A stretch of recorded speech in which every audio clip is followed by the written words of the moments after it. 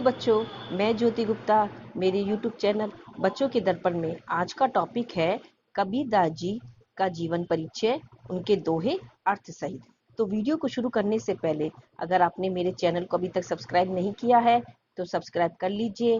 Bell icon का button दबाना ना भूलें, जिससे आपको सबसे पहले मेरी वीडियो देखने को मिलेगी। तो शुरू करते हैं हम कबीरदास जी के बारे में। कबीर शब्द का अर्थ इस्लाम के अनुसार महान होता है। वह एक बड़े आध्यात्मिक व्यक्ति थे जो कि साधु का जीवन व्यतीत करते थे। उनके प्रभावशाली व्यक्तित्व के कारण पूरी दुनिया में उन्हें प्रसिद्धि प्राप्त हुई। कबीर जी हमेशा जीवन के कर्म में विश्वास करते थे। वह कभी भी अल्लाह और राम के बीच भेद नहीं करते थे। उन्होंने हमेशा अपने उपदेश में इस बात का जिक्र किया कि ये दोनों एक ही भगवान के दो अलग नाम हैं। उन्होंने लोगों को उच्च जाति और नीच जाति या किसी भी धर्म को नकारते हुए भाईचारे के एक धर्म को मानने के लिए प्रेरित किया।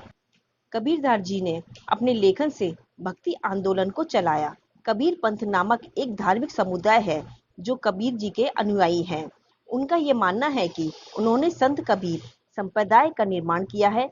इस संप्रदाय के लोगों को कबीर पंथी कहा जाता है, जो कि पूरे देश में फैले हुए हैं। कबीरदास जी का जन्म सन 1440 में हुआ था।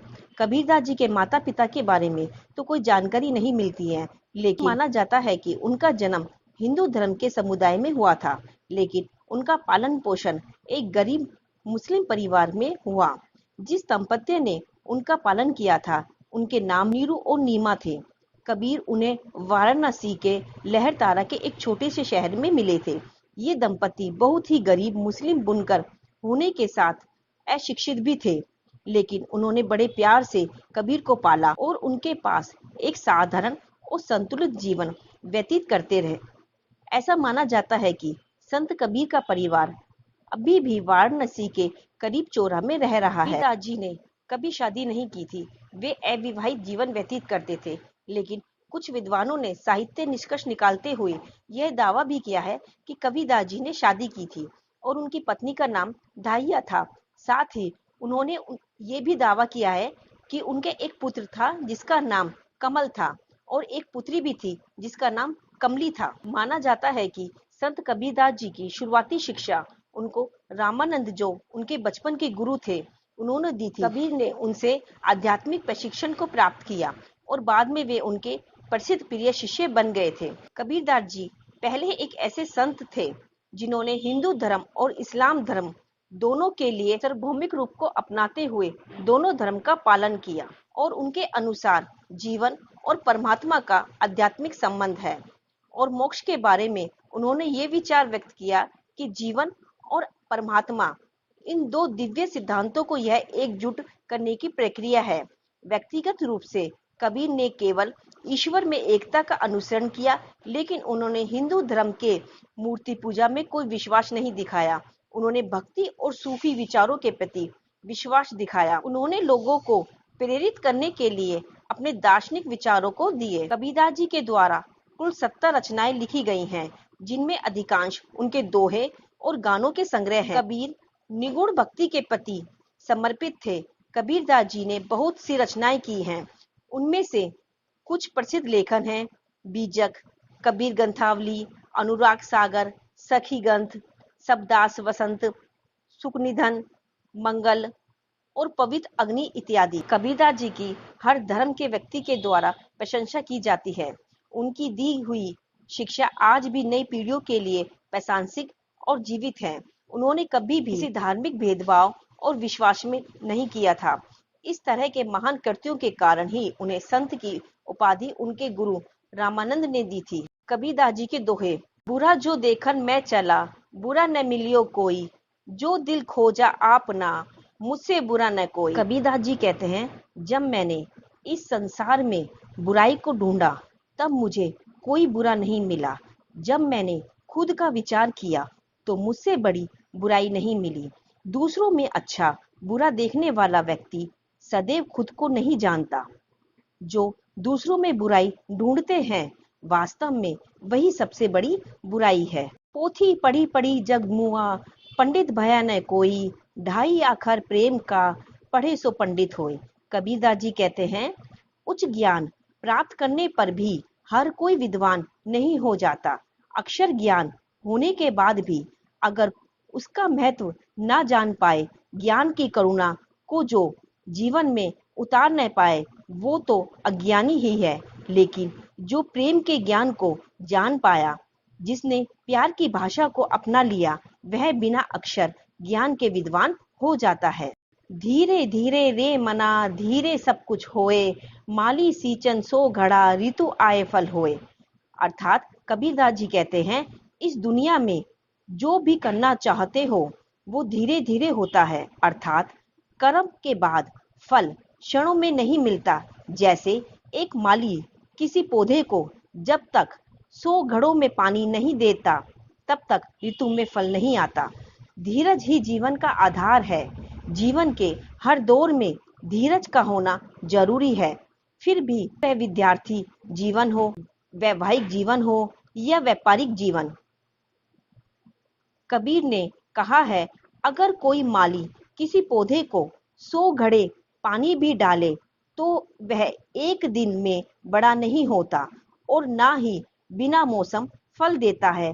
हर बात का एक निश्चित वक्त होता है, जिसको प्राप्त करने के लिए व्यक्ति में धीरज का होना आवश्यक है। जाति न पूछो साधु की, पूछ लीजिए ज्ञान, मोल करो तलवार का, पड़ा रहने दो म्यान। अर्थात कबीरदास जी कहते हैं, किसी भी व्यक्ति की जाति से उसके ज्ञान का बोध नहीं किया जा सकता। किसी सज्जन की सज्जनता का अनुमान भी उसकी जाति से नहीं लगाया जा सकता। इसलिए किसी से उसकी जाति पूछना व्यर्थ है।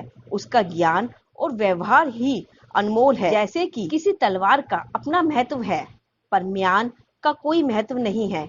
म्यान महज उसका ऊपरी आवरण है। जैसे जाति मनुष्य का केवल एक शाब्दिक नाम है। माटी कहे कुम्हार से, तू क्या रोंदे मोए, एक दिन ऐसा आएगा मैं रोंदूंगी तोए। अर्थात कबीरदास जी कहते हैं, बहुत ही बड़ी बात को कबीरदास जी ने बड़ी ही सहजता से कह दिया। उन्होंने कुम्हार और उसकी कला को लेकर कहा है कि मिट्टी एक दिन कुम्हार से कहती है कि तू क्या मुझे कूट कूट कर आकार दे रहा है, एक दिन आएगा जब तू खुद मुझ में मिल जाएगा, निराकार हो जाएगा। अर्थात कितना भी कर्मकांड कर ले, एक दिन मिट्टी में ही समाना है। माला फेरत जुग भया, फिरा न मन का फेर, कर का मन का डाल दे, मन का फेर। अर्थात कबीरदास जी ने कहते हैं कि लोग सदियों तक मन की शांति के लिए माला हाथ में लेकर ईश्वर की भक्ति करते हैं, लेकिन फिर भी उनका मन शांत नहीं होता। इसलिए कवि कबीरदास जी कहते हैं, हे मनुष्य, इस माला को जप कर मन की शांति ढूंढने के बजाय तू 2 पल अपने मन को टटोल, उसकी सुन, देख, तुझे अपने आप ही शांति महसूस होने लगेगी। गुरु गोविंद दोनों खड़े, काके लागू पांव, बलिहारी गुरु आपनो, गोविंद दियो मिलाए। अर्थात कबीरदास जी ने यहाँ गुरु के स्थान का वर्णन किया है। वे कहते हैं कि जब गुरु और स्वयं ईश्वर एक साथ हो, तब किसका पहले अभिनंदन करे, अर्थात दोनों में से किसे पहला स्थान दे। इस पर कबीरदास जी कहते हैं कि जिस गुरु ने ईश्वर का महत्व सिखाया है, जिसने ईश्वर से मिलाया है, वही श्रेष्ठ है, क्योंकि उसने ही तुम्हें ईश्वर क्या है बताया है और उसने ही तुम्हें इस लायक बनाया है कि आज तुम ईश्वर के सामने खड़े हो। सुख में सुमिरन सब करे, दुख में करे ना कोय, जो दुख में सुमिरन करे तो दुख काहे होए। अर्थात कबीरदास जी कहते हैं, जब मनुष्य जीवन में सुख आता है तब वो ईश्वर को याद नहीं करता, लेकिन जैसे ही दुख आता है तो वह दौड़ा दौड़ा ईश्वर के चरणों में चला जाता है।